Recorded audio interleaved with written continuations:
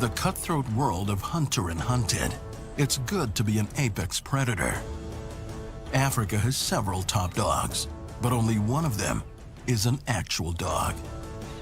Prey animals can meet their death by pack, pride, or ambush.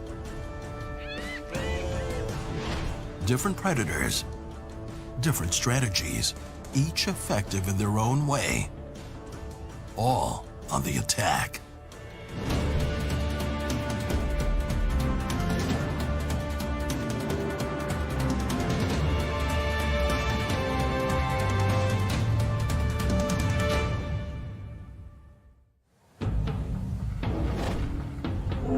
Lions, feared, revered, the legendary king of the beasts. But of all the big cats, they're not the biggest, they're not the fastest. Proportionally speaking, they're not even the strongest. So what makes lions seem so regal? What makes them king? The simple answer? Pride.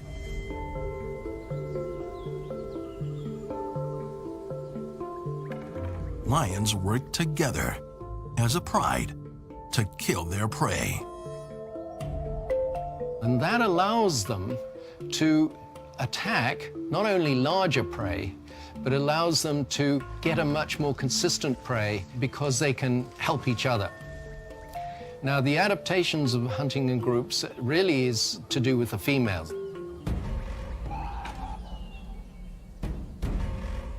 They cooperate with each other when they're stalking so that they can create the greatest amount of confusion when they eventually charge, and the prey that don't know which way to run. Lionesses can run close to 80 kilometers per hour, but only for short bursts. So hunting some of the fastest animals on the continent means they have to get creative. To make up for poor stamina, they stay out of sight as much as possible. This also gives them a shot at an ambush, hiding in long grass near a water source, waiting for thirsty prey to wander within striking distance. Once the lioness downs her prey, a quick chokehold crushes its throat, cutting off the airway. The pride then butchers the flesh with molars like meat shears. That level of teamwork reaches far beyond the hunt. Prides are made up of relatives. All of the females are related to each other, and therefore all the babies are related to each other. And they tend to all give birth at the same time. And that means that because they're relatives, the one female is perfectly happy to suckle any of the babies in the group. They may not be her own babies, but they're for sure going to be her grandchildren or nephews and nieces. So she can act as the nursemaid, and a wet nurse at that, while the other ones are catching the food and supplying the group. The males rarely hunt, but they contribute in a different way. They defend their territory and resources from competing hyena clans and other lion prides. The males patrol territories of up to 100 square miles, defending their turf from rivals. The stakes are high. An invading pride will kill all the local cubs and dominate the lionesses to swell its own ranks. Repelling an invading pride demands brute strength and strategy. New research suggests that lions can actually determine the size of a competing pride by counting its roars. With that information, they can decide to attack or hold back. It's like a finely tuned military operation, and the survival of their pride hangs in the balance. This devotion to the pride, essential to survival and unique among big cats, is why lions are rightly called king. Lions get all the glory, and hyenas get none. Demonized as ugly, noisy scavengers that steal other animals' kills, hyenas have an image problem. Fact is, they're misunderstood. Yes, they scavenge, but they're also brilliant pack hunters, downing large prey like wildebeests and zebra.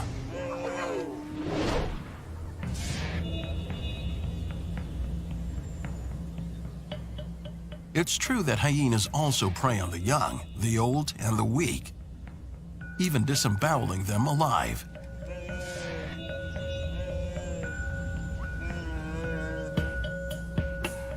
And they do it all with that big, ugly smile and a blood-curdling cackle. So it's not hard to see why hyenas are such an easy animal for people to hate. Except that many other predators commit the same easy kills, including the noble and brave lion. As it turns out, the difference between hyenas and many other predators is only skin deep. Despite their skulking scavenger reputation, hyenas actually hunt and kill 95% of their prey. Don't let their looks fool you. Hyenas are intelligent and even brave.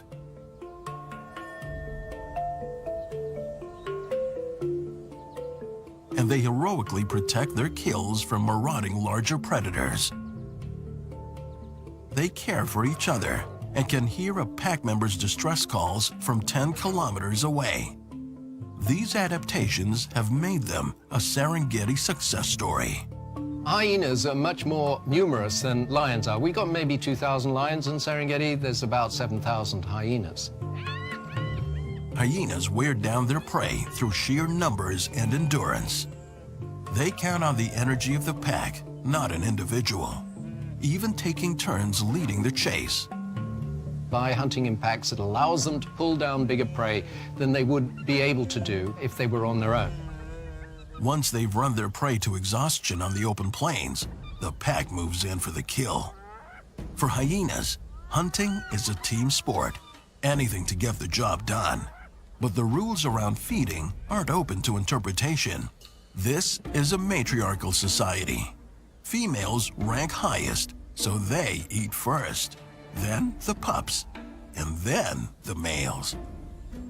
Any hungry jokers who get caught jumping the queue will get a walloping to remember from the boss lady. They also must endure the pestering of obnoxious and higher-ranking juveniles, or risk violent reprimand. Savage brutality isn't the only method of discipline. That shrill cackle can also be used to resolve disputes. Studies have revealed that the pitch of a laugh reveals age, and the frequency indicates social rank. We only get these packs out on the open, treeless plains of the Serengeti. Once you get into the woodlands of the Serengeti, which is 2/3 of Serengeti, then the hyenas are solitary and they feed only on small prey. Because they can adapt to whatever the Serengeti has to offer, they will almost never go hungry. A recent study conducted at Duke University pitted chimpanzees against spotted hyenas in a battle of wits. To be clear, spotted hyenas are not smarter than chimpanzees, but amazingly, they are fully capable of outperforming chimps in cooperative problem-solving tests. 2 chimpanzees required extensive training and cooperation to complete the same challenge the 2 spotted hyenas were able to crack in just a few minutes. In the wild, this problem-solving teamwork can be the difference between life and death. Traditionally, people think of hyenas as being scavengers. In fact, they're only scavengers under certain circumstances, often when they're on their own, when they're hunting singly. And they're obviously extremely successful because they're very numerous in our system. Even scavenging sometimes takes ingenuity. If hyenas see vultures circling in the distance, they know where to go for an easy meal. Spotted hyenas weigh 80 kilograms. That's half the weight of a lion, but incredibly, they have the same bite force, 900 kilograms per square centimeter. So if they find bones already picked clean, they can still crush and eat them to extract the nutritious marrow inside. A big cat wouldn't bother, and that alone is a reason why these incredible survivors deserve more respect.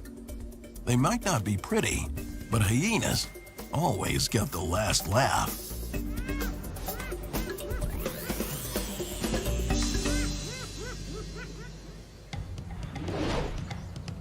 For any animal to survive in the wilds of Africa, keeping up with the competition is critical. Some use strategy. Some use strength. Cheetahs use speed. Their perfectly adapted bodies can catch dinner in less than 30 seconds.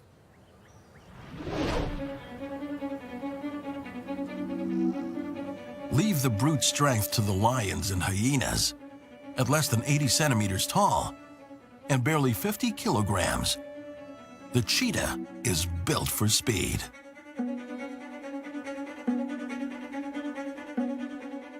It can reach speeds of up to 100 kilometers an hour. That is about twice that of a greyhound dog. It's more than twice of the fastest human on Earth. It takes more than small size to reach that velocity. Compared to other land mammals of the same weight, a very large proportion of their body is made out of skeletal muscles. These are the muscles that drive the limbs and movement. They have very long muscle fibers and very strong muscle fibers that contract at very high rate. The cheetah's spine works like an extension of its hind legs. As the legs move forward, the spine bends and recoils, driving those legs backwards. This then creates a lot of force at a very high velocity, accelerating the animal forward. In order to fuel the high-speed chase, cheetahs have adapted an efficient way to breathe. In order to then move that fast, you require lots of oxygen. So they have then physiological adaptations in addition to the muscular and skeletal adaptations. Is that they have very large nasal passages to allow lots of air to go to their lungs. They have relatively large lungs, and they have a very large heart that contracts at a very high rate. Cheetahs are built for speed, but a predator cannot survive on speed alone. They have adapted different strategies that allow them to hunt solo or in groups. Female cheetahs with no cubs or cubs too young to hunt are perfectly happy to fly solo. When the cubs are old enough to hunt, they join forces with mom to hunt in a group. A rare but valuable strategy in the big cat world. Adult male cheetahs also hunt in groups. But whether solo or in a group, their slight stature limits the size of their prey. But that doesn't make the hunt any easier.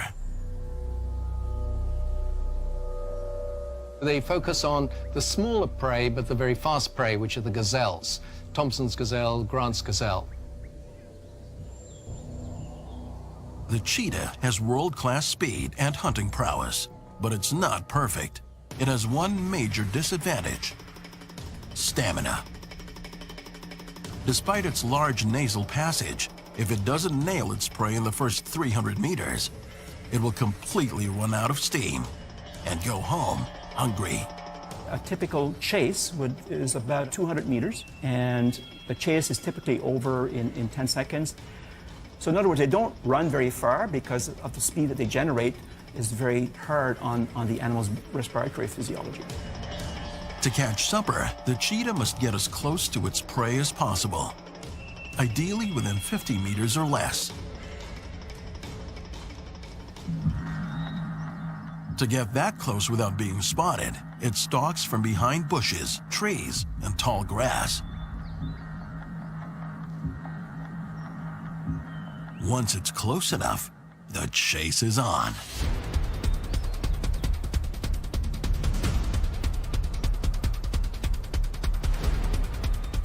They can't outrun the cheetah, so they zigzag. And the cheetah then, in order to catch the gazelle, has to also zigzag. very rapidly. They have adaptations in their legs, so the foot pads on their feet are rigid. Their claws are permanently extended for gripping, so they can turn very rapidly. It knocks its prey to the ground, grips it by the throat, and strangles it to death.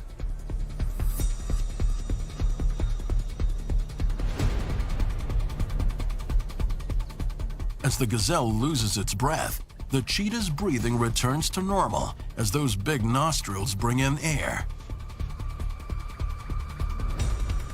But even in victory, a cheetah, much like a hyena, has to be on guard. A lion may have caught wind of the hunt and be waiting to steal the prize. To prevent that, the cheetah eats extremely fast. They gobble it up and try and get as much eaten as they can because they know that they're going to lose their prey most likely, and they have to feed their young at the same time. So they're quite vulnerable then to the predation and competition from stealing from the bigger predators.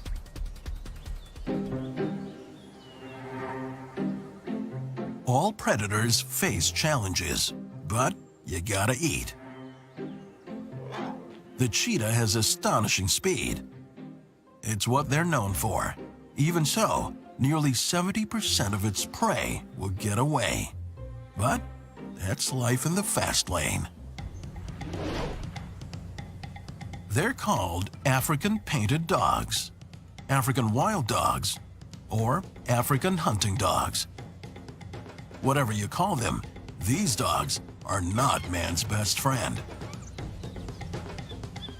They're vicious, pack-hunting killers honed for taking down large prey.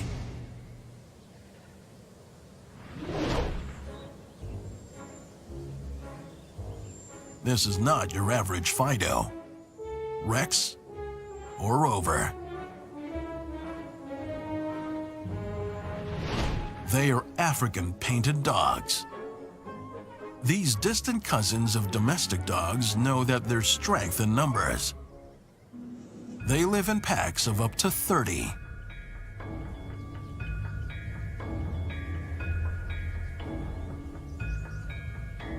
Despite the large pack size, African wild dogs work as an efficient, organized team to catch their communal meal. The more that are in the group, the more successful they're going to be hunting. They're kind of a mid-sized predator, so most of what they're trying to hunt is going to be substantially larger than them. So not only do they get tired out trying to chase them down, but then if you're trying to hunt a zebra that weighs something like close to 8 to 10 times your size, having all those additional bodies to help, it makes it a lot more likely to be successful. This makes them some of the most effective hunters in the animal kingdom. African wild dogs successfully bring down a kill 90% of the time. Compare that to a lion with a success rate that's less than 40%. They're also very efficient, working fast to keep bigger predators from stealing their meal. Once they spot something that they want to hunt, they'll start to actually kind of surround a little bit. They'll kind of run relays a little bit. So as the one starts to chase, as they tire off, then you have other ones that can take their place. So they kind of will leapfrog through the process, and then whoever can actually get a hold of the animal first will try to stop that animal. A lot of times they'll actually go for like the abdomen. A dominant breeding male and female leads each pack, comprised of their offspring and relatives, with males greatly outnumbering females. The group bond is so tight that they're one of the few species that mourns the loss of a pack member. And unlike other predators, such as wolves, if the alpha pair were to die, the pack will completely disband and start over. Their pack mentality extends beyond their hunting abilities. In fact, for a pack of wild dogs, they are surprisingly non-confrontational. Extensive studies on these maligned and misunderstood animals have revealed unbelievable things. Outside the odd scrap between dominant and subordinate females, they run a very peaceful ship. They even maintain their own social support system. Bonding is regularly reinforced with friendly greeting rituals. They jump, squeal, wag their tails, and lick each other's faces every morning. Painted dogs will actually take on full-time roles suited to their skills. Long-term observation has documented males giving up hunting altogether to take on the full-time role of nanny, minding the pups while the pack hunts. Others have been observed taking on the sole responsibility of head nurse, bringing food to sick packmates and nursing them back to health. It's a near-utopian team concept, not the behavior you'd expect from a pack of wild dogs. All of the pack members will actually contribute to caring for any weaker members. For the pups, for example, every single member contributes to feeding them. They contribute to protecting them, playtime, etc. They're all very focused on those pups and making sure that they have what they need. No two wild dogs have the same painted patterns. Scientists suspect the coloration might help them during the hunt, but no one really knows. What scientists do know is that these dogs are incredibly skilled at communicating, with vocal diversity that's comparable to dolphins. Not only do they bark and growl like a domestic dog, but they also make high-pitched chirps and long, loud howls to keep track of each other across great distances. As with a lot of different species, they do have different calls that they'll use for different situations. We can tell what the vocalization means. If we separate the group for any reason, like sometimes we'll bring the male in to feed separated from the female so that he gets a chance to actually eat without being pestered. And the two females outside, they'll do the long call, and you know it's specifically his call, that they're trying to track him down. Working together is the key to the painted dog's survival. As members of a pack, they're strong, effective, and incredibly intelligent, making them some of the most proficient hunters in the animal kingdom.